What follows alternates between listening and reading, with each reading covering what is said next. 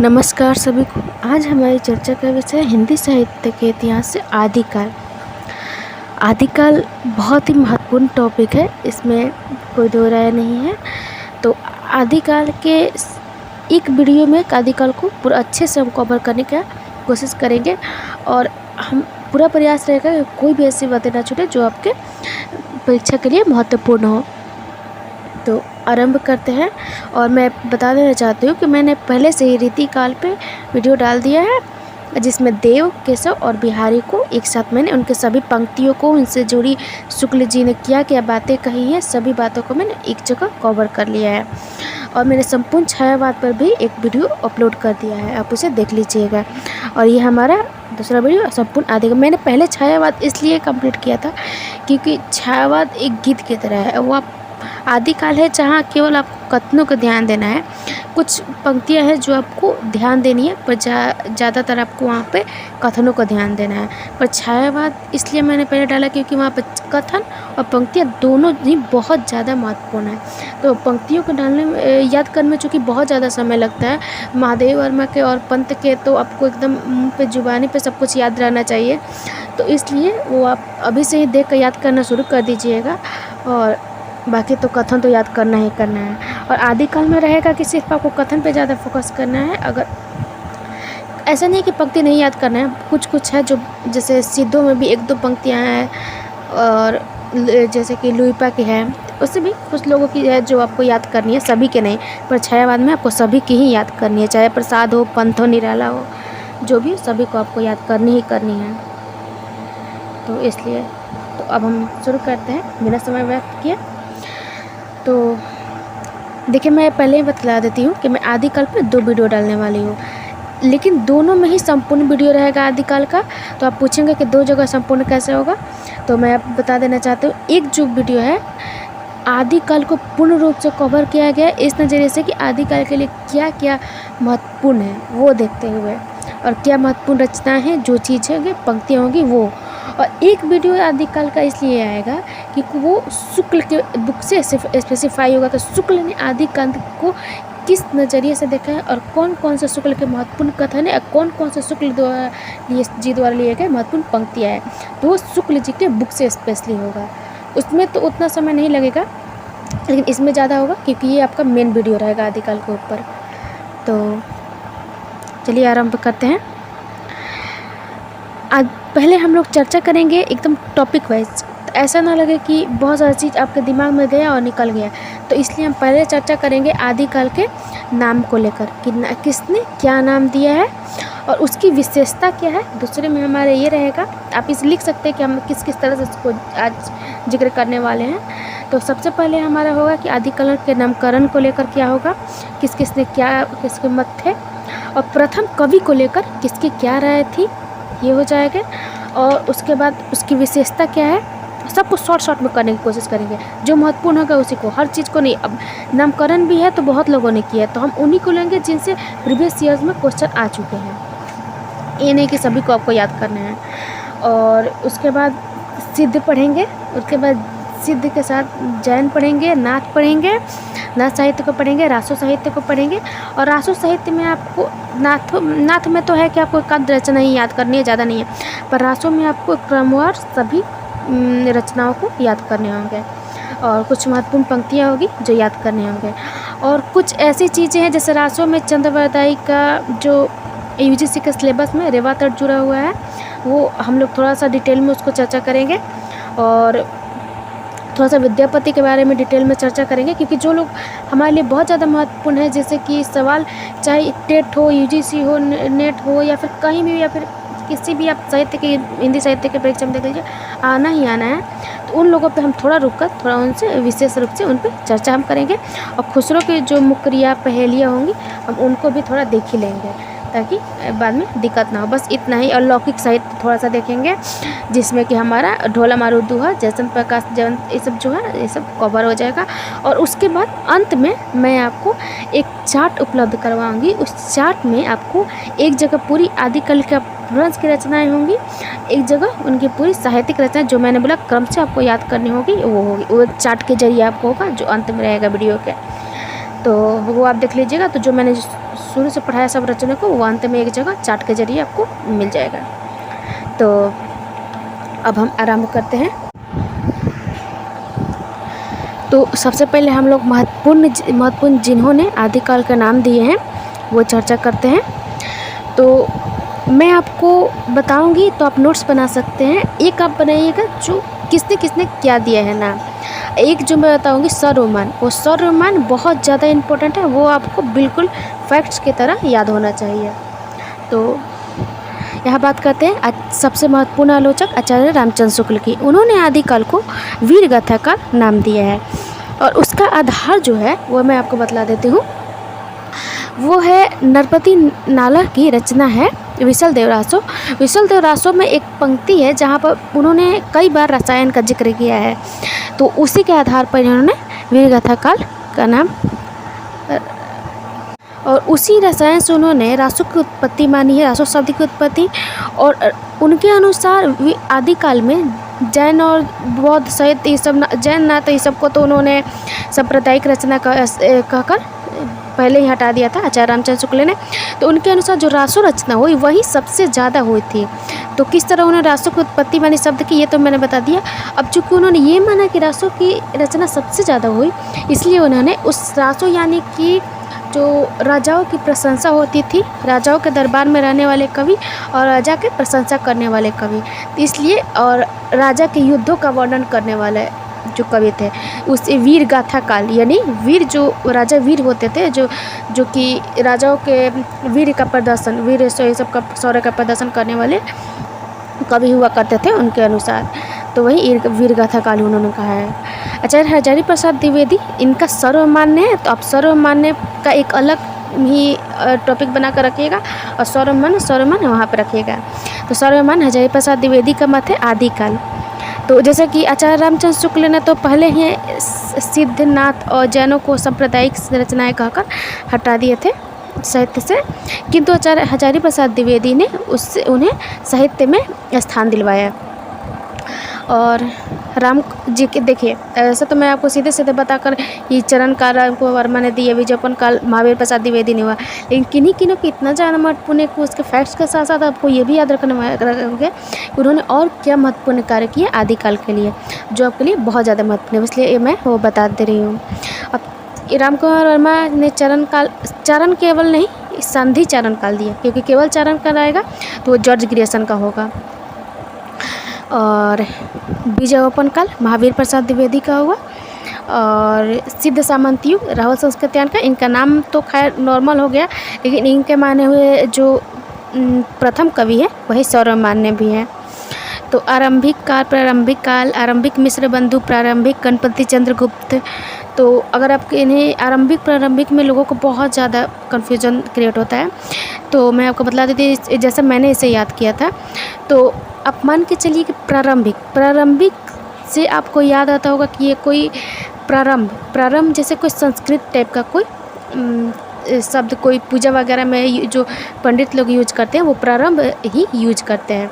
तो जैसे कि आप किसी गणपति चंद्रगुप्त, इनका तो नाम ही भगवान वाला है, गणेश जी का।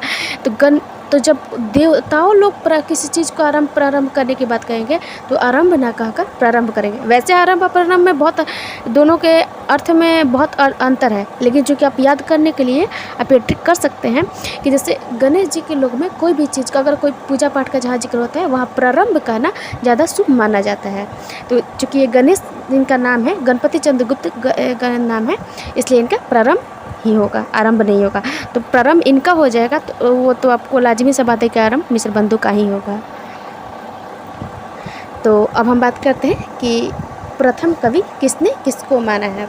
पहले मैं बता देती हूँ कि सर्वमान्य रूप से राहुल संस्कृत्यायन जी के माने हुए सरहप्पा है, जिन्हें कि आचार्य रामचंद्र शुक्ल ने भी स्वीकार किया है उन्हें। तो जिन्हें रामचंद्र शुक्ल ने स्वीकार कर लिया वो तो कहने की जरूरत नहीं है कि वही सबको स्वीकार होंगे। और कुछ और महत्वपूर्ण भी है जिनके माने हुए, जैसे कि डॉक्टर शिव सी सेंगर ने पुष्य या पुंड नामक व्यक्ति को हिंदी का प्रथम कवि माने हैं, लेकिन उनका कोई रचना उपलब्ध नहीं होने के कारण ये माने मतलब कि पुष्टि नहीं हो पाई है इसकी। और गणपति चंद्रगुप्त इन्होंने अपने हिंदी साहित्य का वैज्ञानिक इतिहास, ये आपके लिए एक फैक्ट हो गया कि हिंदी साहित्य का वैज्ञानिक इतिहास, ये पूछा गया सवाल है प्रीवियस ईयर में, किसका है? गणपति चंद्रगुप्त का। तो उन्होंने उसमें भारतेश्वर बाहुबली के रचयिता जो शालिबद्ध रसूली हैं उनको हिंदी का प्रथम कवि माना है। लेकिन ये तर्कसंगत नहीं है, इसलिए नहीं है क्योंकि अगर आप शुरू से पढ़ते आएंगे सिद्ध से रासों तक पहुँचेंगे तो ये आपको जैन साहित्य में आएगा, बीच में पड़ेगा। और उसके समय में इतना ज़्यादा अंतर है कि जब हमको पहले ही किसी रचना मिल जा रही है पुष्टि के रूप में तो फिर हम क्यों जाएंगे वहाँ पर। अब पहले ही जब कोई कवि मिल जा रहे हैं तो तर्कसंगत इसलिए नहीं क्योंकि उससे पहले बहुत लोगों में विवाद है उसके पहले के कवि को लेकर। तो और यही है कि है तो बहुत लोगों को, लेकिन यही तीन लोग महत्वपूर्ण है, जिनमें से आपको सबसे महत्वपूर्ण सरहप्पा को याद रखना है क्योंकि ज़्यादातर लोगों ने राहुल संस्कृत्यायन को मत को स्वीकार कर लिया है कि उन्होंने जो कहा है वो सही है। और एक और भी बात है जिसकी वजह से गणपति चंद्रगुप्त का शालिबद्ध रसूली को नहीं माना गया, वो है कि सरहप्पा को और शालिबद्ध रसूली को जब आप तुलना करेंगे तो दोनों में अगर हमारे लिए क्या है, हम हिंदी साहित्य पढ़ रहे हैं तो जिनके भाषा में हिंदी का ज़्यादा पुट होगा, हिंदी के ज़्यादा करीब होगा जो, उसी को तो हम मानेंगे। पर शालिबद्ध रसूली में हिंदी थोड़ा कम है और सरहप्पा में हमको इसलिए क्योंकि सरहप्पा लोक भाषा को वो लोग लेकर चल रहे थे और लोक भाषा में हिंदी अपना पुट दिखा रही थी, इसलिए वो ज़रूरी है। जैसे कि एक सरहप्पा का बहुत ही फेमस लाइन है, आप मतलब कि आप ये VVI में ही इसे नोट कीजिएगा क्योंकि बहुत बार पूछ चुका है। घोर अंधारे चंदमणि जिम्मे उज्जो करे, परम महासुख एक कन दूर अशेष हरे। तो बहुत लोगों को समझ नहीं आता है कि ये क्या हो, मतलब कि हिंदी को हम कैसे जाने कि हिंदी है कि नहीं, क्योंकि वो लोग को डिफ़िकल्ट लगता है। तो आप उसको एक एक लाइन को समझने की कोशिश कीजिए तोड़ तोड़ को, और समझिए कि आपको वो समझ में आ रहा है कि नहीं।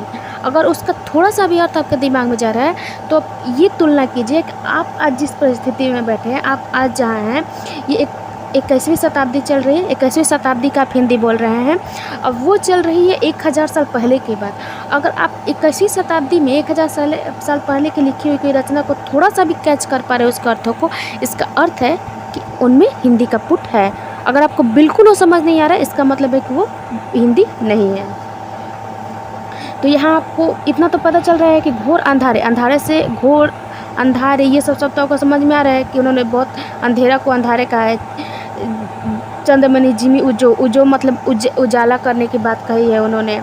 तो ये सब बातें जब आपको समझ में आने लगी है तो समझिए कि इतना बड़ा डिफरेंस में 1000 साल के डिफरेंस में भी आपको हिंदी समझ में आ रहा है, तो इसका अर्थ है यही कि वो हिंदी के ज़्यादा नज़दीक है। इसी के बिना पे इसे पहले सरहप्पा को माना गया, पहले कवि माने गए हैं ये। अब बात करते हैं हिंदी के प्रथम रचना की। तो चूँकि सरहप्पा तो मान लिए गए थे, लेकिन सरहप्पा के जो रचना थी वो दोहा कोश, वो केवल मुक्तक थी। उसे मतलब कि ऐसी वे सभी मुक्तक थे, इसलिए मुक्तकों को हम ऐसे, मुक्तक का मतलब होता है कि एक दोहा में एक लाइन दो लाइन करके हम लोग लिखते गए हैं, उसका एक पार्ट से उसका दूसरा पार्ट का कोई संबंध नहीं होगा। अगर हमने अभी इस बात में कोई, ये लोग तो ज्ञान की ही बातें करेंगे, अगर इस पर में उन्होंने घोर अंधारे कहा तो दूसरा पार्ट से उसका कोई संबंध हो ये ज़रूरी नहीं है।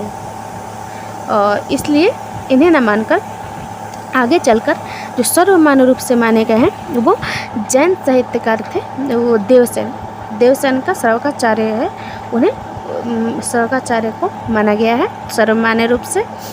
तो श्रवकाचार्य में क्या है, तो उसमें है कि श्रावक धर्म के बारे में जिक्र किया गया है और गृहस्थ जीवन के बारे में श्रावक धर्म में जो बातें हैं वो कही गई हैं। ये एक महत्वपूर्ण फैक्ट पूछा जाता है कि श्रवकाचार्य में क्या दिया गया है। देखिए, प्रथम को लेकर बहुत सारे विवाद है, पर उतने सारे में पढ़ने की ज़रूरत नहीं है। जो महत्वपूर्ण है, एक तो ये है कि सरहप्पा को क्यों नहीं लिया गया, एक ये है कि देवसेन को लिया गया, ये सर्वमान्य रूप से है। और कुछ इसके बारे में डिटेल में आप जानना चाहते हैं तो यही होगा कि ज़्यादा चीज़ें जानिएगा, फिर दिमाग में बहुत सारी बातें आएंगी, फिर आपको दिमाग में जब एक्चुअली में फैक्ट्स पूछा जाएगा तो आपको दिमाग में बहुत सारी रचनाएँ चलने लगेगी, कौन सा, तो फिर आपको सही याद ही नहीं आएगा। इससे अच्छा है कि आप कुछ महत्वपूर्ण को याद रखें और उसके बाद जा कर के सर्वमान्य को याद रख लें। तो आगे बढ़ते हैं, अब बात कर लेते हैं आदिकाल के काल विभाजन के संबंध में विभिन्न विद्वानों के मत के लिए। तो प्रथम मैं बात करती हूँ मिस्र बंधुओं के बारे में। तो मिस्र बंधुओं ने माना है कि 700 से लेकर 1343 तक ईस्वी को माना है। और उसके बाद और बात करें राम कुमार वर्मा का काल विभाजन, तो उन्होंने 750 से लेकर 1000 ईस्वी तक माना है। और गणपति चंद्र गुप्त की बात करें, उन्होंने प्रारंभिक काल 1184 से माना है। तो ध्यान रखिएगा, इन्होंने 1184 1350 का 1184 ही रचना का है भारतेश्वर बाहुबली का। इसी के अति पर इन्होंने कहा कि भारतेश्वर बाहुबली प्रथम रचना है, क्योंकि इन्होंने माना है इतना देश था। खैर, ये तो हुए कुछ विद्वानों के मत। अब ये है कि सर्वमान्य मत किसका है। तो सर्वमान्य मत आचार्य रामचंद्र शुक्ल का ही है। इनका है 1050 से 1375। और ये बात जो ध्यान रखिएगा कि अभी जितने मैंने बताया वो सभी ईस्वी में था, और आचार्य रामचंद्र शुक्ल का संवत में है। संवत 1050 से 1375, यानी कि संवत से 1050, यानी कि ये ईस्वी में आपका 993 होगा। तो इन्होंने 993 से माना है, और यही सर्वमान्य मत है, ये जरूर ध्यान रखिएगा।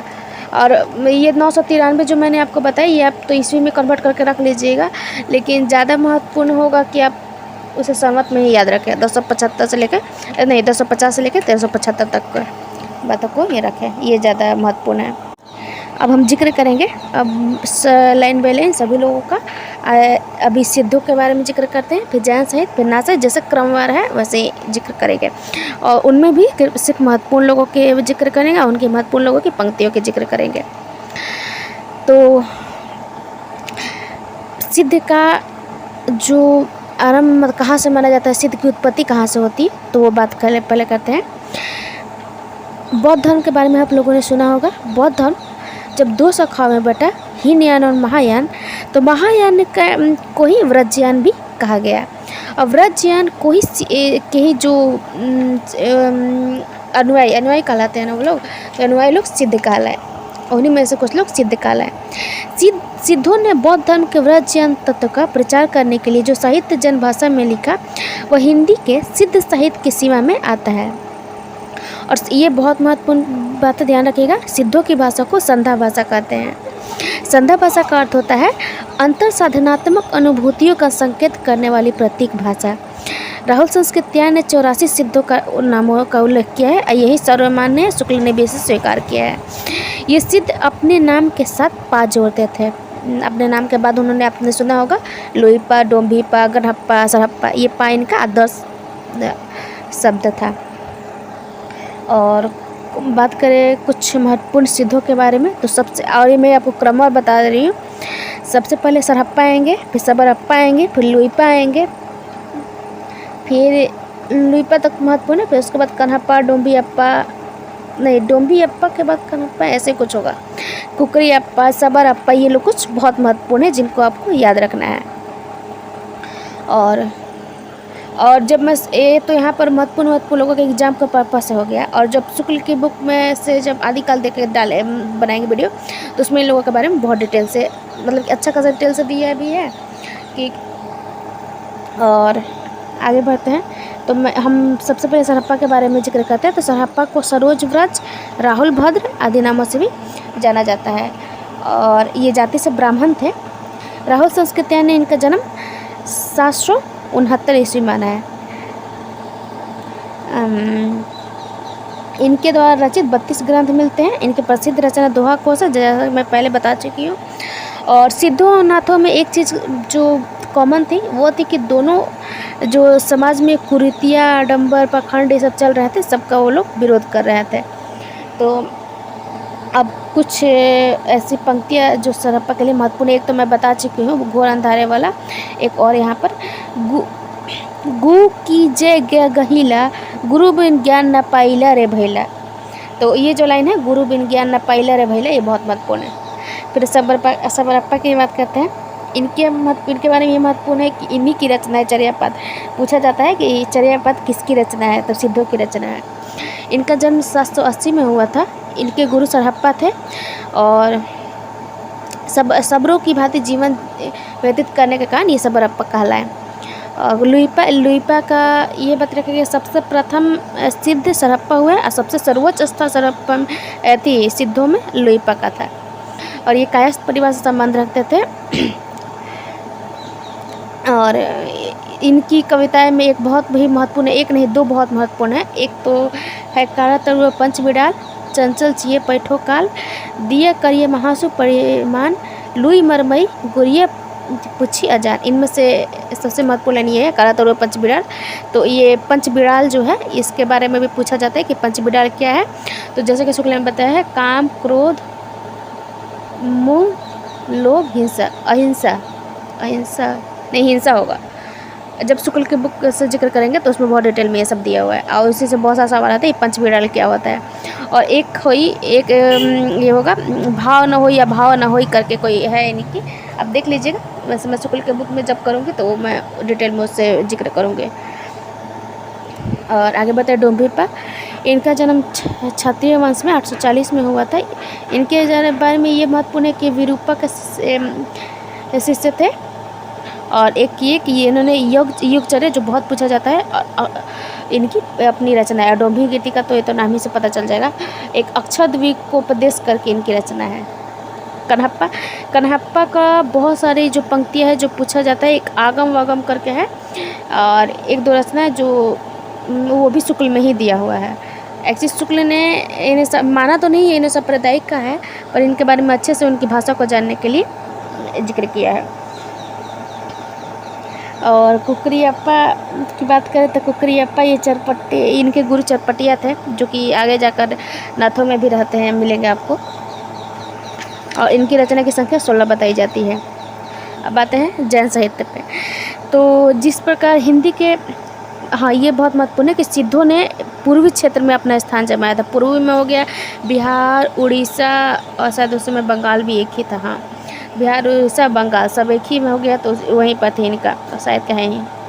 और इन्होंने अपना पूर्वी में प्रचार कर दिया। और आगे बताते हैं कि बौद्ध धर्म के वज्रयान मत का प्रचार हिंदी कविता के माध्यम से उसी प्रकार पश्चिम में जैन साधुओं ने किया।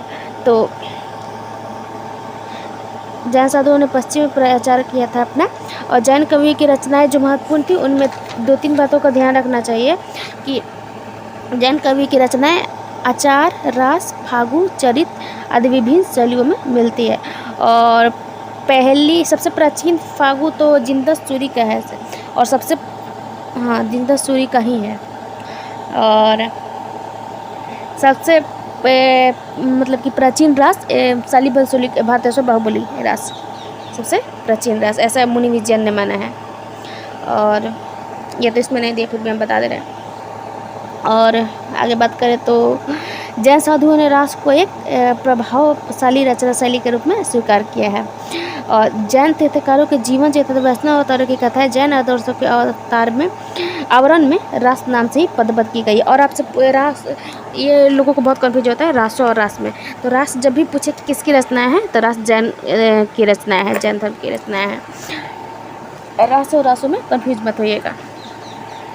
और भारतेश्वर बाहुबली रास को जैन साहित्य रास परंपरा का प्रथम ग्रंथ माना जाता है। ये 1184 में इसकी रचना। महत्वपूर्ण जैन साहित्यिक रचनाओं के जिक्र हम लोग कर लेते हैं। श्रवकाचार 933 में, 252 में है। ये एक लाइन ये बहुत महत्वपूर्ण है, 933, 252 है।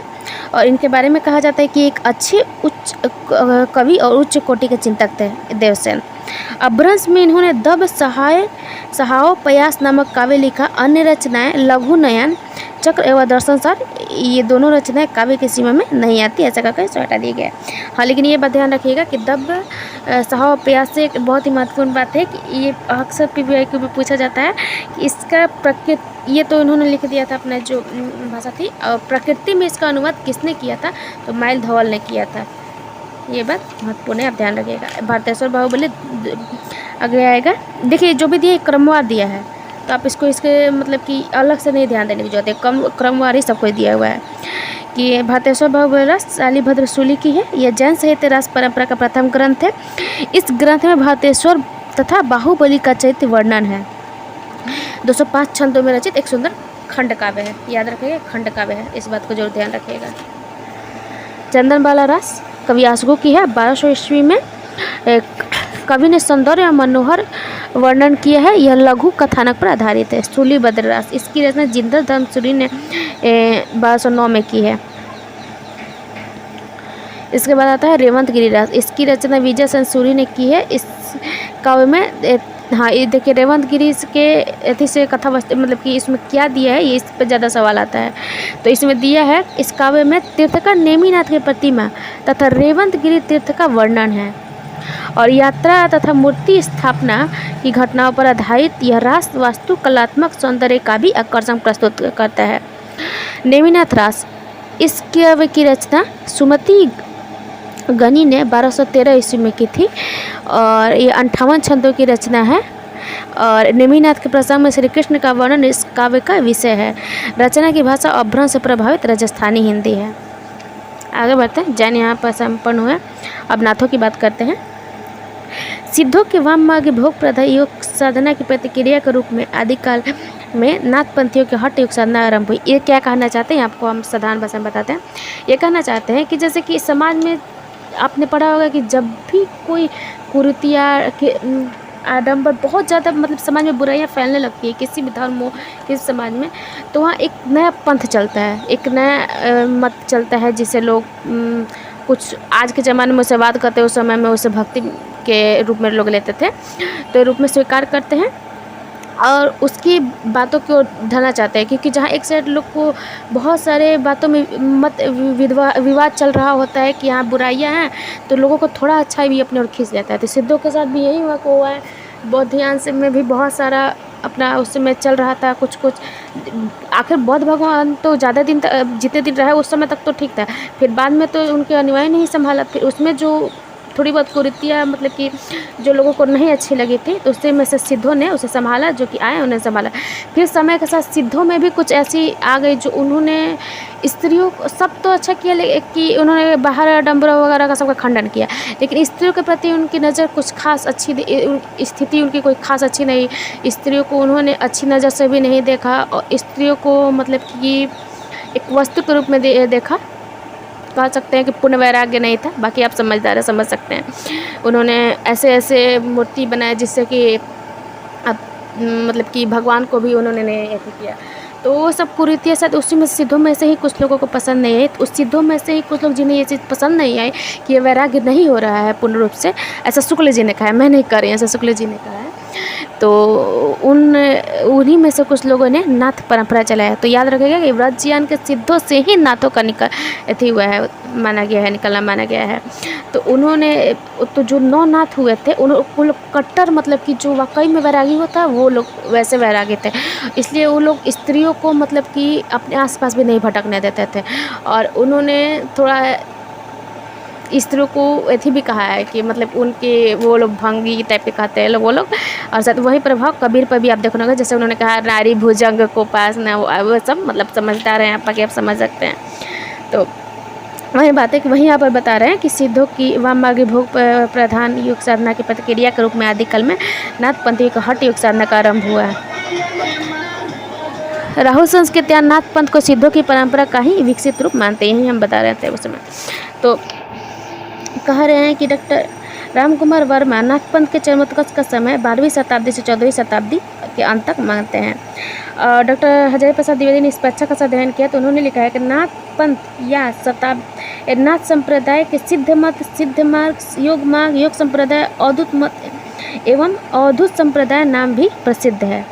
सिद्धगण नारी भोग में विश्वास करते थे, परंतु नाथपंथी उसके विरोधी थे। नाथ संप्रदाय में नारी की निंदा की गई, यही हम आपको बताना चाहते हैं कि उन्होंने नारी की निंदा करने का सिर्फ एक ही वजह था कि सिद्धों ने जिस तरह से नारियों को वस्तु माना था शायद वही उन लोगों के चिड़ का वजह था। तो वही बाद में कबीर पे भी ये प्रभाव देखने को मिलता है आगे, जैसे कि कहा गया है कि इन लोगों का प्रभाव नाथों का प्रभाव कबीर पर था। तो कुछ हम महत्वपूर्ण बातों का जिक्र करते हैं। पतंजलि के योग दर्शन का आधार लेकर इन्होंने हठ योग दर्शन को विकसित किया। ठीक, इन्होंने 60 चक्र भेदन, कुंडलिनी, जागरण तथा नाथ बिंदु की साधनाओं को महत्वपूर्ण माना। नाथ बिंदु सिद्धनाथ आपको दोनों में मिलेगा, हाँ दोनों में आपको मिलेगा। पश्चिम भारत में प्रचार प्रसार के कारण नाथपंथियों की भाषा ब्रज, पंजाबी, राजस्थानी एवं हरियाणी तत्वों से मिले रही। तो ये जब सब मिल जाएगा तो क्या बन जाएगा, साधु कक्कड़ी। वही जो कबीर की भाषा थी। और गोरखनाथ का समय 1845 ईस्वी माना जाता है। हजारी प्रसाद द्विवेदी उन्हें 9वीं सदी, आचार्य रामचंद्र शुक्ल 13वीं शताब्दी, डॉक्टर पीताम्बर दास बढ़वाल उन्हें 11वीं सदी से संबंधित मानते हैं। अब ये बात ध्यान रखिएगा कि डॉक्टर पीताम्बर दत्त बढ़वाल ने गोरखबानी के नाम से इनकी रचना को प्रकाशित किया है, एक जगह संकलन किया है गोरखबानी के नाम से। गोरखनाथ द्वारा रचित 40 रचनाएं मानी जाती हैं। हाँ, ये बात यहाँ पर दी है। परंतु डॉक्टर पीताम्बर दास बढ़वाल ने केवल 14 रचनाएं ही उनके द्वारा रचित मानी हैं। वो 14 रचनाएं निम्न प्रकार है। शब्दी, अब 14 में से मैं केवल महत्वपूर्ण ही बताती हूँ जो PYQ में पूछे गए हैं। शब्दी, नरवा बोध, पंचपात्रा, ज्ञान चौतीसी और आत्मबोध, 15 तिथि, सप्तवार, ये सब महत्वपूर्ण है। और शब्दी याद रखिएगा। शब्दी आपको सब वहाँ पे मिलता है, कबीर में मिलता है, शब्द, रामायणी, साखी, ये सब तो याद रखिएगा। इन्हीं से यहीं से उनका गया है। सिद्धांत पद्धति ग्रंथ के अनुसार देखिए, ये जैसा कि पहले बताया जा चुका है कि नाथपंथी जो थे वो मतलब कि हठ योग को मानते थे। तो हठ योग का अर्थ क्या है?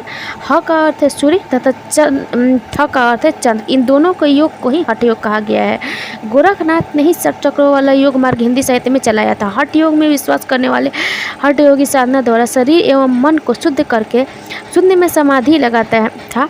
नाथ साहित्य के विकास में जिन कवियों ने योगदान दिया उसमें दिया है चौरंगीनाथ, गोपीनाथ, चुनकानाथ, जलंधर पाव।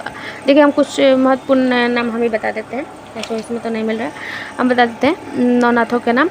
एक हो गए जलंधर अप्पा, एक हो गए चरपटी अप्पा, एक हो गए मलया अर्जुन, एक हो गए नागा अर्जुन और एक गोरखनाथ स्वयं हो गए, 5 हो गए। और 2-3 एक भीम एक सत्यनाथ हो गए, एक हरिश्चंद्र हो गए, 7 हो गए।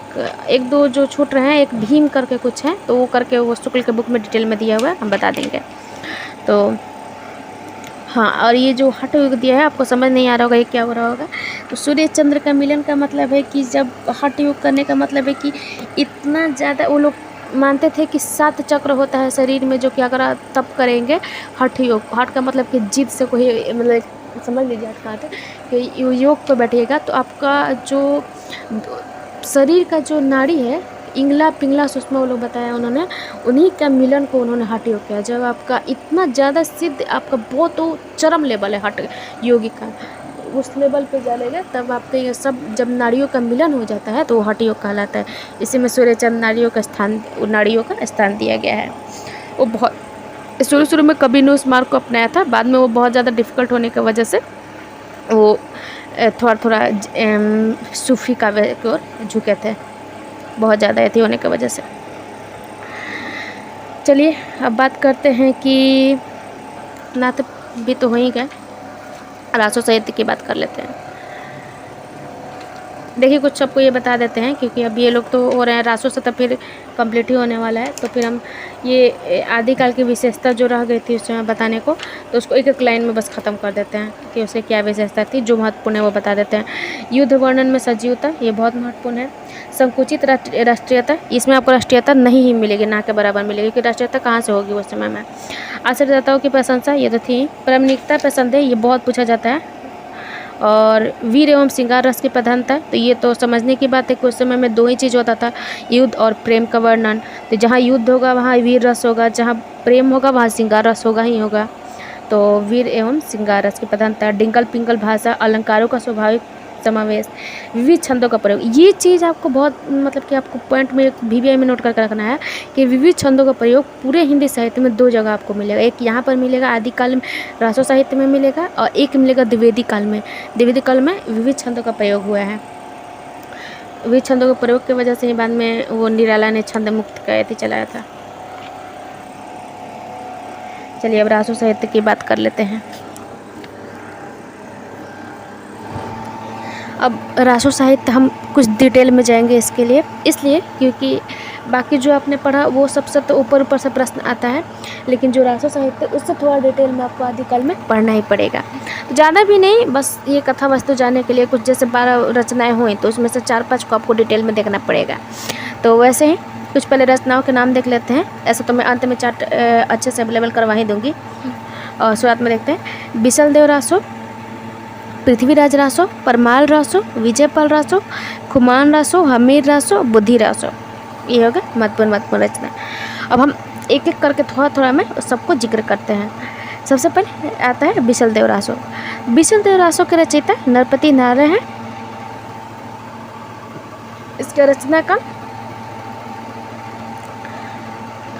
इसका रचना काल 1100 इसमें दिया तो नहीं है, पर 1212 होगा, शायद 1212 होगा। एक बार चेक कर लीजिएगा। यह हिंदी काल के आदिकाल की श्रेष्ठ कृति है और यह इसमें भोज परमार की पुत्री राजमती और अजमेर के चौहान राजा बिसलदेव रासो के तृतीय विवाह, वियोग एवं पुनर्मिलन की कथा है सरस शैली में प्रस्तुत की गई है। राजमती की बातों से रुष्ट होकर स्वाभिमानी राजा उड़ीसा चला जाता है और 12 वर्ष तक राजमती उसके विरह में दुखी रहती है। ये महत्वपूर्ण है, कितने वर्ष तक? 12 वर्ष तक। वह राजभवन की दीवारों को कोसती हुई वन में रहने की कामना करती है।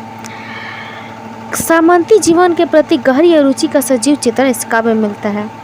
यह 125 छंदों का है। यह एक विरह काव्य है जिसमें बिसलदेव रासो में मेघदूत व संदेश शासक की संदेश परंपरा भी मिलती है। ऐसा कहा जाता है जो संदेश शासक अधा मान की है और मेघदूत जो कालिदास का है उसका जो है परंपरा इसमें दिखाई देता है।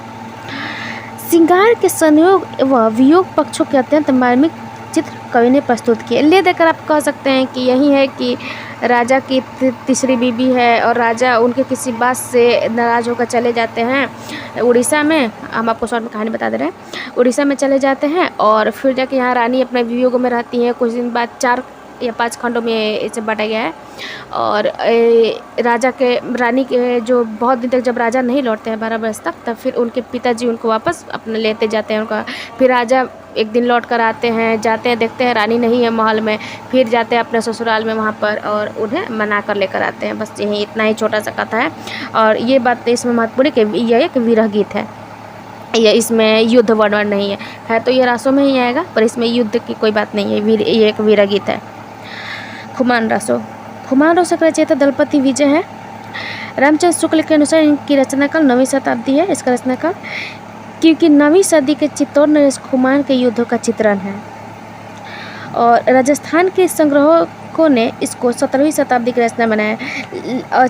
क्योंकि इसमें 17वीं शताब्दी के चित्तौड़ नरेश सिंह तक के रचनाओं का वर्णन मिलता है, लेकिन ये बात सत्य पुष्टि नहीं हो पाई। शुक्ल जो माना है 9वीं सदी उसी को माना गया है और आरंभिक हिंदी के प्रयोग से इसी तथ्य के प्रमाण मिलते। इस ग्रंथ के प्रामाणिक हस्तलिखित प्रति पूना संग्रहालय में ये बात याद रखिएगा कि इसका जो उपलब्ध है पूना संग्रहालय में जो प्रति है, जो थोड़ा सा ऐसा ही लेकिन है।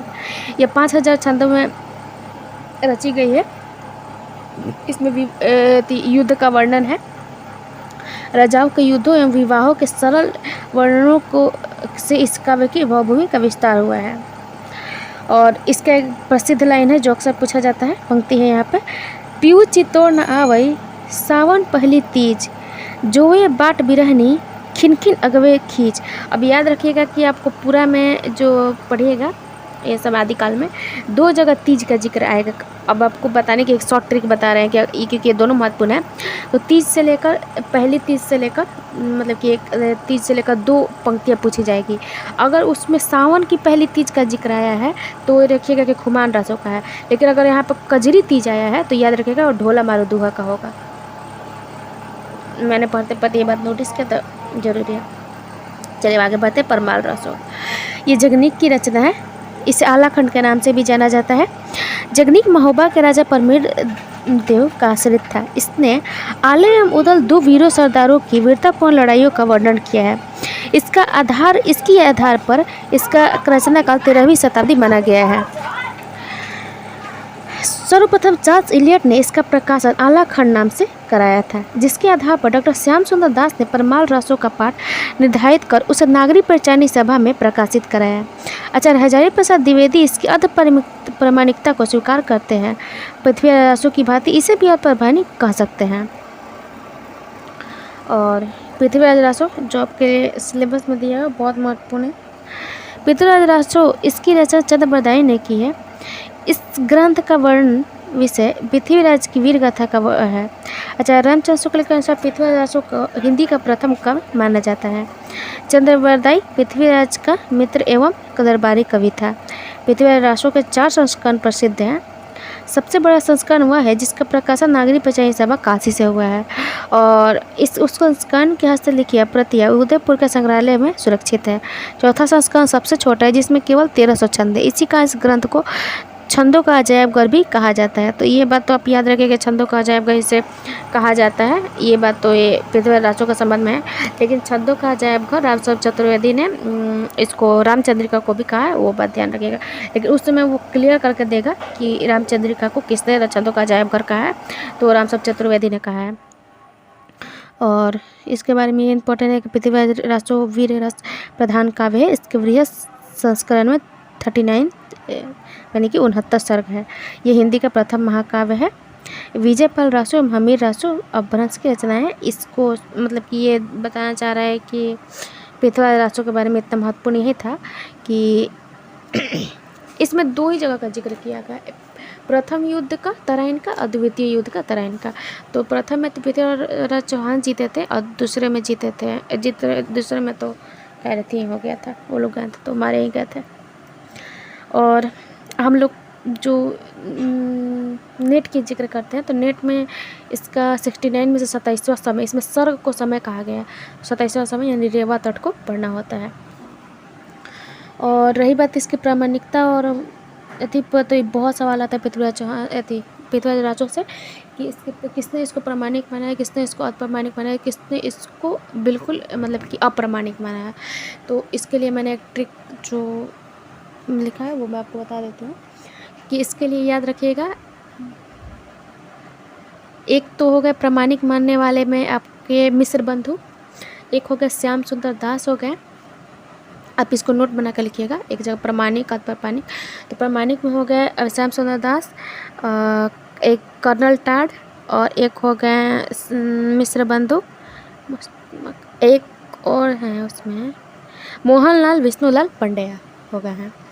और अर्ध प्रामाणिक में मुनि विजयन, सुनीति कुमार चटर्जी और एक हजारी प्रसाद द्विवेदी।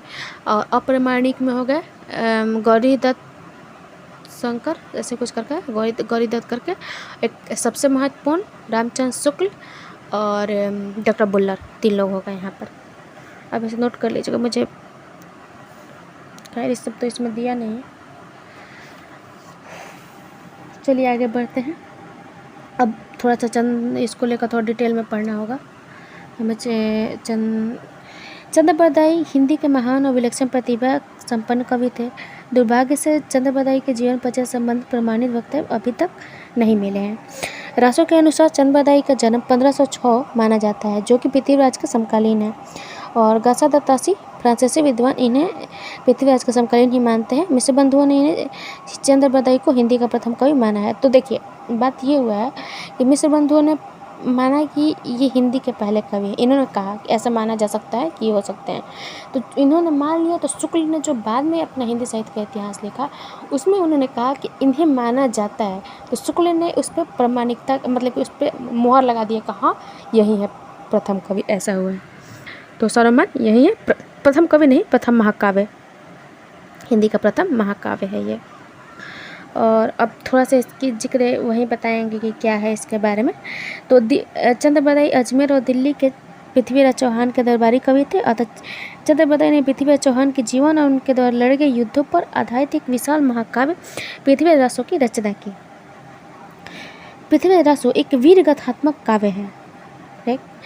पृथ्वीराज रासो 69 यानी 69 समय में विभाजित है। जिसमें लगभग 16,000 से भी अधिक छंद संकलित है। यद्यपि कतिपय ऐतिहासिक कल्पनात्मक विषयों विसंगतियों तथा इसकी भाषा के कारण कुछ विद्वान ने इसे अप्रमाणिक ग्रंथों की श्रेणी में रखा है।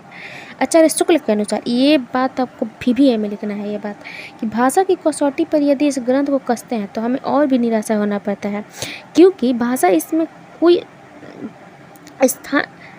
स्थान नहीं है, व्यवस्थित नहीं है, यहाँ पर होगा उसमें व्याकरण, क्योंकि भाषा का इसमें कोई स्थान नहीं है, उसमें व्याकरण आदि की कोई व्यवस्था नहीं है।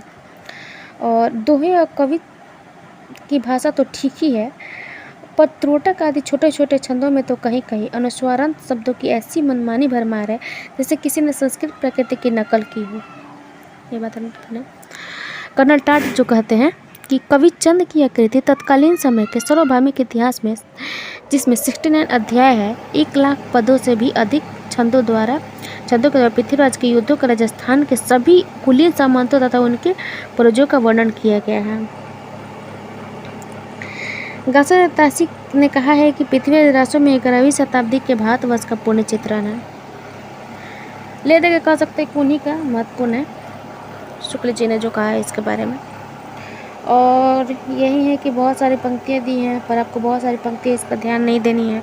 एक है महत्वपूर्ण जो हम बता देते हैं, और ये है कि खैर वो इसमें दिया हुआ नहीं है, बट उस पूरा में सिर्फ एक ही आता है जो आपको देखकर उसमें चौहान लिखा हुआ है आपको समझ में आ जाएगा। शुक्ल की बुक से उसका हम जिक्र कर देंगे। तो अब आगे बढ़ते हैं। अब आपको रेवा तट का थोड़ा सा बहुत लंबा ऐसा तो ये कहानी है, लेकिन हम शॉर्ट में इसको समझा देते हैं कि क्या दिया है। तो यही है कि इसमें दिल्ली के एक महान राजा पृथ्वीराज चौहान द्वारा शहाबुद्दीन गोरी के रेवा तट पर होने वाले संघर्ष का वर्णन है। जब शहाबुद्दीन को अपने गुप्तचरों द्वारा ज्ञात होता है कि पृथ्वीराज चौहान रेवा यानी नर्मदा के तट के समीप वन आखेट में रत है, तो अपनी सेना सहित पृथ्वीराज पर आक्रमण कर देता है। परंतु पृथ्वीराज चौहान शीघ्र ही मोर्चा संभाल लेते हैं और उसकी सेना को छिन्न भिन्न करके उसे शहाबुद्दीन को बंदी बना लेते थे। अतः स्पष्ट है कि प्रस्तुत सर्ग में युद्ध का वर्णन है, इसलिए कुछ विद्वान इस अंश के नामकरण रेवा तट पर आपत्ति उठाते हैं। लेकिन इस सर्ग में वर्णित पृथ्वीराज चौहान का रेवा तट के समीप किसी वन में अखेट रथ होना तथा शहाबुद्दीन के आक्रमण पर उत्साह के साथ उस पर पलटवार करना आदि घटनाएं इस शंका का निराकरण करती है। रेवा तट सर्ग की कथा इस प्रकार है। अब यही होता है कि एक पृथ्वीराज चौहान के सेनापति चामन राय द्वारा देवगिरी को जीतने के बाद कवियों ने पृथ्वीराज चौहान की कृति का बखान किया है। एक दिन चामन राय ने पृथ्वीराज से कहा कि रेवा यानी कि नर्मदा के तट पर एरावत हाथी के समान बहुत से हाथी पाए जाते हैं, अतः आप रेवा तट पर शिकार खेलने चले। तभी पृथ्वीराज चौहान ने कवि चंद से पूछा कि ये देवताओं के वाहन पृथ्वी पर कैसे आ गए। कवि चंद बताए ने उत्तर दिए, महाराज हिमालय के पास एक बहुत बड़ा वट वृक्ष था जो कि 100 ईंचों तक फैला था। एक दिन हाथियों ने विचरण करते उस वृक्ष की शाखाएं तोड़ी और ऋषि का दीर्घ पत्ता का आश्रम उजाड़ डाला। खैर ये सब पढ़ने लायक कुछ है नहीं, यही है कि यहाँ एरावत हाथी की उत्पत्ति की कथा बताई गई है। एक ऋषि हैं जो हाथियों की सेवा करते हैं और यही फिर हाथी को कोई चुरा ले जाता है, फिर हाथी को ऋषि देखते हैं कि दुर्बल हो गया है तो जाते हैं सेवा करते लेकर आता है। और ये सब तो शायद ही कभी एग्जाम में कभी कोई क्वेश्चन आया होगा और आ सकता है। मेन महत्वपूर्ण यही है कि इसमें किस चीज़ का जिक्र है, तो वही शहाबुद्दीन गौरी को बंदी बनाया जाता है, युद्ध के लिए आता है, उसे बंदी बनाया जाता है, कितने दिनों तक बंदी बनाया जाता है, ये सब बातें महत्वपूर्ण हैं। तो जो महत्वपूर्ण बातें हैं वो बताते हैं। गौरी ने चिनाब नदी को पार किया जहाँ उसका मुकाबला चंड पुंडीर से, ये सब महत्वपूर्ण है। चंड पुंडीर ने अपने 5 वीरों के मरते ही गौरी के सामने आत्मसमर्पण कर दिया। तभी चौहान के दूतों ने उसे बताया कि तातार मारूफा खां गौरी के प्रधान सेनापति लाहौर से केवल 5 कोस की दूरी पर ही है। यह सुनकर पृथ्वीराज चौहान को क्रोध आ गया और पृथ्वी ने गौरी को सेना पर आक्रमण कर दिया और नगाड़े बजाते ही हाथियों के घंटे घन गए और चौहान की सेना की लोहे के बाणों को देखकर गौरी की सेना घबरा गई और यहीं पर पृथ्वीराज चौहान की विजय हो गई और बंदी बना लिया। वह एक माह और 3 दिन तक पृथ्वीराज की कैद में रहा। शहाबुद्दीन के अमीरों ने पृथ्वीराज से गौरी को छोड़ने की विनती की और दंड स्वरूप 9000 घोड़े, 700 इराकी घोड़े, 8 सफ़ेद हाथी, 20 दली हुई ढालें, गजमुक्ता और अनेक मानिके दिए। तत्पश्चात चौहान ने गोरी से संधि कर ली और पहना ओढ़ा कर उसे अच्छे से भेज दिया। यही है रेवा तट बस। और रही बात ट्रेन में, तो ये तो हो ही गया। अब आगे बढ़ते हैं। तो अब जिक्र करेंगे अमीर खुसरो की, जो तत्काल उसमें शुक्ल ने जैसे कि उन्हें लोक भाषा में शामिल किया है, एक खुसरो को और एक विद्यापति को, तो ये दो लोग महत्वपूर्ण हो जाते हैं। तो खुसरो का समय 1255 है। उत्तर प्रदेश के एटा जिले के पटियाले गांव में हुआ था इनका जन्म। ये पूछा जाता है कहाँ हुआ था। ये दरबारी कवि होने के साथ साथ लौकिक परंपरा के भी पक्षधर थे। ये इतिहास, गणितज्ञ, भूगोलवेत्ता, संगीतकार तथा साहित्यकार भी थे। ये महत्वपूर्ण है। संगीत के क्षेत्र में इन्होंने तबले और सितार से भारतीय परंपराओं का परिचय कराया था। ये रखियाल व राग तराना के भी बहुत बड़े विद्वान हैं।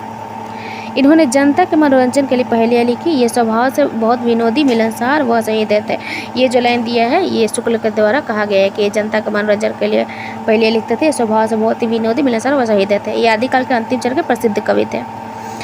सबसे पहले खड़ी बोली का जो जिक्र है वो आदिकाल में खुसरो ने ही किया है और उन्होंने प्रयोग भी किया है। इन्हें खड़ी बोली का प्रथम कवि माना जाता है।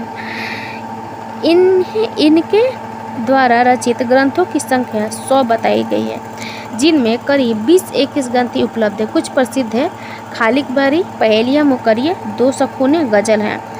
साहित्य के क्षेत्र में जिन विधाओं को इन्होंने जन्म दिया उनमें गीत प्रमुख है। एक उदाहरण दिया है, अम्मा मेरे बाबुल की भेजोरी, काहे को बियाहे परदेस सुन बाबुल मेरे। अमीर खुसरो को अलाउद्दीन के दरबारी कवि एवं निजामुद्दीन औलिया के परम शिष्य थे। अलाउद्दीन के दरबारी कवि थे और निजामुद्दीन औलिया के शिष्य थे। अमीर खुसरो फारसी के प्रधान कवि थे। वे अरबी और तुर्की में भी रचनाएं लिखा करते थे, लेकिन उन्होंने हिंदी में भी अनेक रचनाएं लिखी है। सल्तनतकालीन राजभाषा फारसी होने के बावजूद अमीर खुसरो ने हिंदी में क्यों लिखी, इसके संदर्भ में वो स्वयं उत्तर देते हुए लिखते हैं, हिंदी भाषा फारसी से कम नहीं है, सिवाय अरबी के। जिस प्रकार अरबी अपनी बोली में दूसरी भाषा को नहीं मिलने देती, उसी तरह हिंदी में मिलावट का स्थान नहीं है। ये खुसरो ने स्वयं लिखा है। खुसरो ने यहाँ पर जिस हिंदी की बात की वो 13वीं शताब्दी के उत्तरार्ध और 14वीं शताब्दी के आरंभ की है और इस खुसरो की रचना तत्कालीन हिंदी भाषा में लिखी गई है। और ये बात है कि महाराष्ट्र के तत्कालीन प्रसिद्ध संत नामदेव, जो कि 570 से 1550 जी का समय था, जो कि खुसरो के समकालीन ही थे, उन्होंने अपनी काव्य रचनाएं इसी हिंदी खड़ी बोली में की। और ये बताया जा रहा है कि खुसरो ने की रचनाओं की खड़ी बोली का रूप देखा। आचार्य रामचंद्र शुक्ल ने कहा था कि यह आश्चर्य की बात है कि खुसरो के समय तक भाषा किसका इतनी चिकनी हो गई थी कि जितनी उनकी पहेलियों में मिलती है। और उनसे जुड़ी कुछ महत्वपूर्ण जो की बातें हैं। अमीर खुसरो को पहेलियाँ हिंदी साहित्य में अपनी विशिष्ट स्थान रखती है। अमीर खुसरो को पहेलियाँ, खुसरो ने पहेलियाँ, मुकरिया, सुखोने, निशाबतों आदि के द्वारा रोचकता, कौतूहल, वैचित्र तथा विनोद की सृष्टि भी की है। डॉक्टर रामकुमार वर्मा के अनुसार पहेलियाँ, मुकरिया और शकुनों के द्वारा उन्होंने कौतूहल और विनोद की सृष्टि भी की है। अब वहीं ये है कि अब इनकी कुछ पहेलियों का जिक्र कर लिया जाए तो खुसरो की एक दो पहेली देख लेते हैं। आगे आगे बहिना आई, पीछे पीछे भैया, दांत निकाले बाबा आए, बुरका ओढ़े मैया। ये सब तो सबने बचपन से ही पढ़ा होगा। इसका उत्तर भुट्टा होगा। श्याम बरन की है एक नारी, माथे ऊपर लागे प्यारी, जो मानुस इस अर्थ को खोले, कुत्ते की वह बोली बोले। भाव, इसका उत्तर होगा भाव। खैर ये सब तो आप लोग कहीं से भी पढ़ सकते हैं, जो महत्वपूर्ण है वो हम बता रहे हैं। मुकरिया इनका एक है, इसमें तो नहीं दिया गया, लेकिन हम वो बता रहे हैं कि महत्वपूर्ण है खुसरो का, तो वो याद रख लीजिएगा। बोरी सोवे सेज पे तन सर पे डारे केस, चल खुसरो अब रैन भाई अपने घर के, ऐसे कुछ करके वो लाइन याद कर लीजिएगा, महत्वपूर्ण है। ये जो पंक्ति है ये उन्होंने निजामुद्दीन औलिया की मृत्यु पर कहा था, शायद उनकी मृत्यु पर कहा था कि चल खुसरो अब दिन भर। और आगे बढ़ते हैं, विद्यापति का जिक्र करते हैं।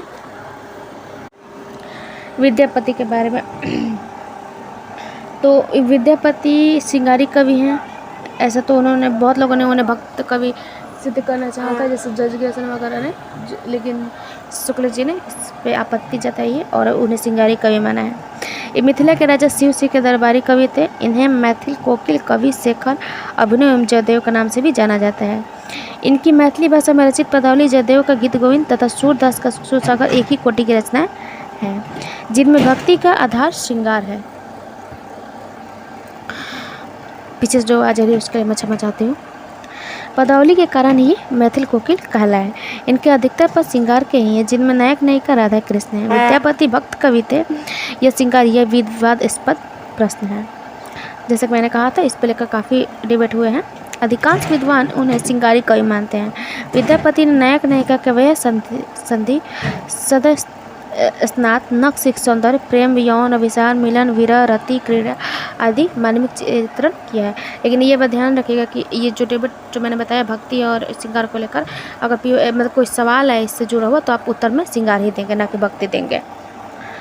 और विद्यापति की पदावली में शिव भक्ति, दुर्गा स्तुति तथा अन्य देवी देवताओं के विनय से संबंधित पद मिलते हैं, परंतु उसमें श्रृंगार रस की ही प्रधानता मिलती है। आचार्य रामचंद्र शुक्ल के अनुसार आध्यात्मिक रंग के चश्मे बहुत सस्ते हो गए हैं। उन्हें चढ़ाकर ही जैसे कुछ लोगों ने गीत गोविंद के पदों का आध्यात्मिक संकेत बताया, वैसे ही विद्यापति के इन पदों को भी। अब जिसने पढ़ा है साहित्य उसे तो अच्छा से पता चलेगा उन्होंने किसके संदर्भ में ये कहा है शुक्ल ने। जिन्होंने नहीं पढ़ा उसके लिए मैं बता देती हूँ, इन्होंने जजगेसन को टारगेट करते हुए कहा था। जैसे कि जजगेसन ने कहा था कि विद्यापति के पद भक्त कवि हैं, वो उन्होंने कहा था कि वो राधा कृष्ण के बहुत बड़े भक्त हैं वगैरह, ऐसा करके उन्होंने जो राधा कृष्ण पर जो रचनाएं की थी विद्यापति ने, उसे उन्होंने भक्ति के ये लाइन है उसे प्रूफ करना चाहा था, जो कि शुक्ल जी ने साफ खंडित किया था। उनका कहना था कि अगर, क्योंकि ये तो सबको जानता है कि विद्यापति शैव थे, इसमें कोई दो राय नहीं है कि विद्यापति उन्होंने शिव जी को लेकर कितनी सारी रचनाएँ भी की हैं। और उनके एक प्रसिद्ध, जो कि आपने बहुत जगह ये सुना होगा कहानी, कि सुगना करके शिव जी उनसे मिलने आए थे, क्योंकि हर वक्त शिव जी जपते रहते थे, तो शिव जी से उनसे सुगना रूप में मिलने के लिए आया था। तो शुक्ल जी का यही मत था कि अगर उन्हें भक्ति करना ही होता तो वो स्तुति करते हैं, शिव जी का करते, कृष्ण राधा का क्यों करते हैं। तो इसी बात से उन्होंने इस बात को कहा है कि व्यर्थ में ही ग्रेसन उनके पदों को, राधा कृष्ण के पदों को भक्ति कहना चाहे। अब इस लाइन को पढ़ने से आपको समझ में आ जाएगा कि आध्यात्मिक रंग के चश्मे बहुत सस्ते हो गए हैं, जिन्हें चढ़ाकर ही जैसे कुछ लोगों ने गीत गोविंद के पदों को आध्यात्मिक संकेत बताया, वैसे विद्यापति के इन पदों को भी कहा है। और विद्यापति की रचना बहुत महत्वपूर्ण है, क्योंकि इनकी रचना बहुत सारी भाषाओं में है। संस्कृत में रचित है, आहट में रचित है, तो संस्कृत है, आहट है, मैथिली है, सब में है। तो संस्कृत में इनकी 12 रचनाएं हैं, जिनमें से कुछ महत्वपूर्ण है। शैव सर्वसार, गंगा वाक्यावली, दुर्गा भक्त, तरंगिनी, भूपरिक्रमा, धन्य वाक्यावली। ये पुष्प परीक्षा बहुत इंपॉर्टेंट है, पुष्प परीक्षा। और बस इतना इंपॉर्टेंट रखें। आहट में रचित इनकी 2 ही रचनाएं हैं, जो कि गद्य पद मिश्रित है, यानी चंपू काव्य होगा, कीर्तिलता और कीर्ति पताका। कीर्तिलता में महाराज कुमार वीर सिंह एवं कीर्ति सिंह के युद्ध एवं सौंदर्य का वर्णन किया गया, जबकि कीर्ति पताका में राजा शिव एवं कुछ मुसलमान आक्रमणकारियों के युद्ध का वर्णन जोशी शैली में हुआ। और लोक भाषा में रचित ये पदावली है इनकी, पदावली के कारण ही ये मैथिली कोकिल कहलाए थे। इसी पदावली में इनकी राधा कृष्ण से जुड़ी रचनाएं पद हैं। और पदावली रचनाओं की संख्या की दृष्टि से तो विद्यापति संस्कृत और आहट के साहित्यकार कहे जा सकते हैं, परंतु हिंदी साहित्य के इतिहास में उन्हें उनकी हिंदी रचना पदावली के आधार पर स्थान मिला। और कुछ महत्वपूर्ण बातें की जिक्र करते हैं, तो विद्यापति की भाषा संस्कृत, प्राकृत, अपभ्रंश, मैथिली आदि भाषाओं से मतलब कि जुड़ी हुई है। अलंकार की बात की जाए तो विद्यापति ने पदावली में नक्शिक वर्णन, विरह वर्णन, ऋतु वर्णन आदि में सदृश मूलक और अतिशयोक्ति, आपत्ति आदि अलंकारों का प्रयोग किया है। और आगे बढ़ते हैं तो इनके बारे में, इनके कुछ महत्वपूर्ण पद।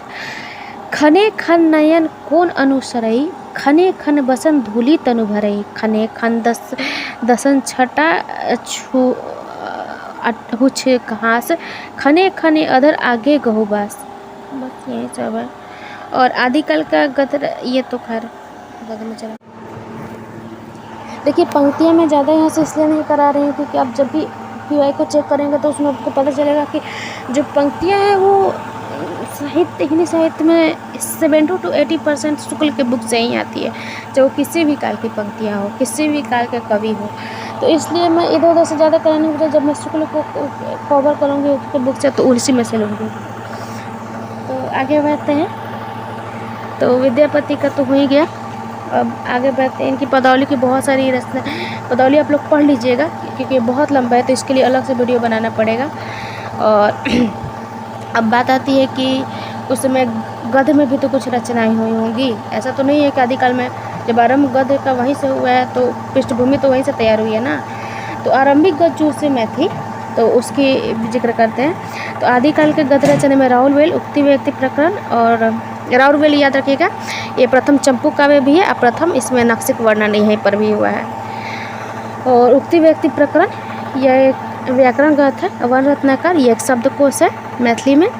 राउरवेल के रचयिता रोड़ा हैं। उक्ति व्यक्ति प्रकरण के दामोदर शर्मा और वन रत्नाकर के ज्योतिषवर ठाकुर हैं। और ये तो मैं बता ही चुकी हूँ कि ये श्रृंगार परंपरा का प्रथम रचना है। श्रृंगार परंपरा ग्रंथ का राउरवेल प्रथम है क्योंकि नक्सिक वर्णन पहले उसी में दिया था। और प्रथम चंपू काव्य भी वही है। और लौकिक साहित्य की बात करते हैं तो लौकिक साहित्य में हो गया ढोला मारुतुआ। इस ग्रंथ के रचनाकार कुशल राय हैं। और अब इसके कुशल राय ने इसमें कुछ पंक्तियाँ ऐड की थी ऐसा कुछ लोगों का मानना है, लेकिन इसके वास्तविक कवि कल्लोल है। ये 11वीं शती की रचना है जो कि शताब्दी में एक रचित लोक भाषा काव्य है जो कि पुरानी राजस्थानी इसकी भाषा है। इसमें कछवाहा वंश के राजकुमार ढोला एक युगल देश की राजकुमारी मारवाणी यानी जो कि मारू के बाल विवाह, विरह तथा विवाहोत्तर प्रेम का वर्णन किया गया है। जयचंद्र प्रकाश और जयमय जस चंद्रिका, यहाँ पर तो लोक साहित्य में इसको अलग कर दिया गया है, लेकिन जब आप रासो ग्रंथ पढ़ेंगे तो उसको उसी के अंत में ऐड कर दिया गया है। और इसके जयचंद्र प्रकाश के भट्ट केदार है। जयमय जस चंद्रिका के मधुकर कवि हैं। इसके रचना ने मधुकर कवि ने की थी। और कुछ बात करें तो वसंत विलास, इनके रचनाकार के नाम उपलब्ध नहीं है। इनके मैंने 2-4 जगह देखे भी थे और मैंने देखा था पर इसके रचनाकार का नाम उपलब्ध नहीं है। इसमें सर्वप्रथम यह रचना 1900 नहीं गलत लिखा हुआ है। इसमें 84 दोहों में प्रकृति और नारी पर वसंत ऋतु के मादक प्रभाव का मनोहर चित्रण किया गया है। अब जो चार्ट मैंने कहा था कि अंत में मैं उपलब्ध करवाऊंगी वो मैं आपको दे रही हूँ, आप इसे पढ़ लीजिएगा अच्छे से। ये तो मुझे पढ़ने की ज़रूरत है नहीं, इसमें दिया हुआ है आदिकालीन साहित्यिक रचनाएं जो महत्वपूर्ण है। विशाल देवरासों से लेकर वन रत्नाकर तक दिया हुआ है, उसके समय को भी दिया गया है और किस धर्म से जुड़ा है ये भी बताया गया है।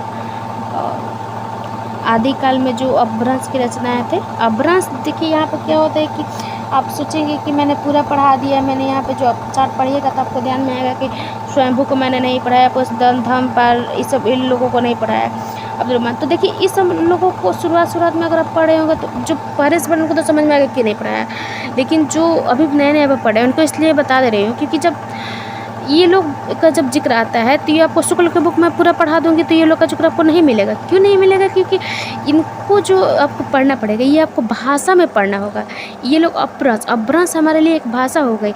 संस्कृत से लेकर हिंदी तक का जो सफ़र है, हमारे खड़ी बोली हिंदी का जो सफ़र है, उस बीच में अपभ्रंश एक महत्वपूर्ण भूमिका भाषा के रूप में निभाती है और इन लोग का जिक्र भाषा में आता है। जब हम लोग भाषा के बारे में पढ़ेंगे ना उस वक्त हम इन लोग का जिक्र करेंगे, इसलिए ये आपको यहाँ पर नहीं दिखाया। जब शुरू मैंने पढ़ा था मुझे भी ये कन्फ्यूजन हुआ था बट कि ये भाषा में ये लोग के बारे में पढ़ना है। अभी अब मैं भाषा पर भी एक वीडियो बनाने वाली हूँ, तो भाषा में जब डिटेल में जिक्र करेंगे तो वहाँ यहाँ पर हम लोग जयंतियों के बारे में, स्वयंभू के बारे में, सबके बारे में जिक्र करेंगे।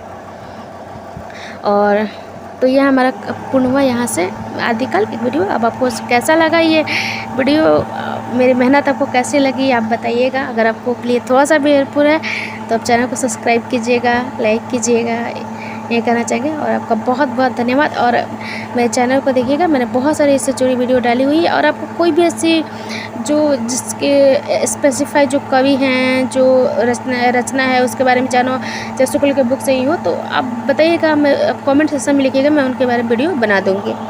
और बाकी आपको कैसा लगा अपना फीडबैक ज़रूर दीजिएगा। और हाँ, कुछ लोगों को बहुत शिकायत रहती है ये बात कि मैं मतलब वो लोग कहते हैं कि आप इंग्लिश को यूज करती हैं। तो देखिए, मैं उनको एक ऐसा तो मैं बार बार ये बात को एक्सप्लेन नहीं करूँगी, पर फिर भी मैं बता दे रही हूँ कि देखिए, हमारी हिंदी जो है वो हमें अनुमति देती है कि हम उसके साथ इंग्लिश लैंग्वेज का प्रयोग कर सकते हैं। ऐसा आपको अभी नहीं पता चलेगा, जब आप पढ़ते पढ़ते बहुत डिटेल में जाकर भाषा में पढ़िएगा तो उसमें भी ऐसा है, तो कि हम उसके साथ इंग्लिश प्रयोग कर सकते हैं। और वैसे भी जब भी आप कोई भी पढ़ाई कीजिएगा, जब भी यूजीसी के लिए, टेट के लिए, कुछ भी के लिए, तो आपको एक एक्स्ट्रा सब्जेक्ट में जो कि पेपर 1 होता है, उसमें आपको एक कम्युनिकेशन चैप्टर दिया होता है। देखिए, हम आपको ये बात तो सीधे-सीधे कह सकते हैं कि हम यूज़ करेंगे तो फिर आपको समझ नहीं आएगा, लेकिन हम इसको समझाते हैं कि कम्युनिकेशन में आपको यही दिया रहता है कि आप उस व्यावहारिक भाषा को अपनी भाषा बनाएँ, जिससे लोगों को समझने में आसानी हो।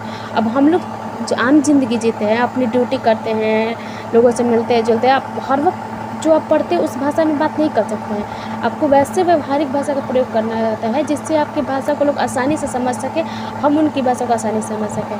तो हम लोग का जो डेली यूजेज भाषा है वो तो हम लोग हिंदी इंग्लिश मिक्स कर ही बोलते हैं। तो ये तो हम ऐसे अचानक से हम शुद्ध हिंदी तो नहीं बोलने लगेंगे, ना ही आप ही बोल लीजिएगा, ना ही आपको कोई बातें कर सकता है बोलने के लिए, ना ही मुझे कर सकता है। ये हमारी स्वतंत्रता है कि हम किसी भी भाषा को मिक्स करके भी बोल सकते हैं, और हमारी संविधान से लेकर हर कोई हमें इस भाषा के लिए इजाज़त देती है। तो खैर, ये तो रहे, कुछ लोगों की शिकायत रहती है, उससे मैं एक्सपेक्ट करती हूँ, खैर उससे कोई फ़र्क नहीं पड़ता है। आपका बहुत बहुत धन्यवाद जुड़ने के लिए, आप सबका सपोर्ट के लिए बहुत बहुत धन्यवाद। अब